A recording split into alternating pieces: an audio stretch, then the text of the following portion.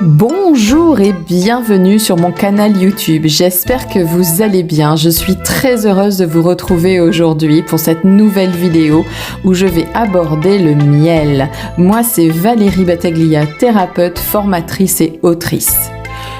Il y a déjà 15 000 ans, le miel était recherché sous sa forme sauvage. Il fut longtemps source unique de sucre pour les humains.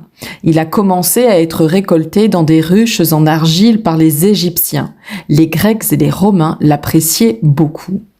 Utilisé dans des rituels religieux ou pour fabriquer le breuvage des dieux, l'hydromel, le miel était aussi employé pour ses qualités médicinales. Il existe plusieurs variétés de miel selon le climat, le sol, les fleurs butinées. L'acacia, lavande, millefleur, thym, citronnier, eucalyptus, châtaignier, sapin, montagne, etc., etc. Chacun possède des vertus pour notre santé selon le végétal dont il provient. Les propriétés du miel. Il est très calorique, 78,6% de glucides et a un fort pouvoir édulcorant.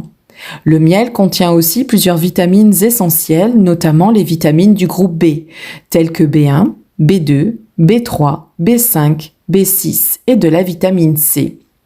Ces vitamines participent au bon fonctionnement du métabolisme et contribuent à renforcer le système immunitaire. Leur présence, même en faible quantité, ajoute à la valeur nutritive du miel et soutient ses effets bénéfiques pour la santé. Il contient aussi des sels minéraux tels que le potassium, phosphore, calcium, magnésium, sodium, fer, manganèse, zinc, cuivre. Il est riche en enzymes qui facilitent la digestion. Il est antiseptique, tonique, anti-anémique, sédatif, émollient, antitussif, laxatif. Selon la diététique chinoise, le miel possède une saveur douce et une nature neutre. Il est considéré comme un aliment précieux doté de vertus thérapeutiques. Il est utilisé pour harmoniser la rate et l'estomac, favoriser la production des liquides organiques et apaiser la gorge irritée. Le miel est aussi réputé pour ses propriétés adoucissantes et tonifiantes. Il a des effets sur la digestion, antispasmodique en cas de perte d'appétit, de douleurs gastriques ou abdominales. Il améliore le transit intestinal, il arrête la toux sèche, il prévient des maladies coronariennes en renforçant le cœur d'un point de vue musculaire et vasculaire. C'est un léger hypotenseur, il a un effet adoucissant des voies digestives, il traite les ulcères de l'estomac et du duodénum associés à du jus de gingembre frais.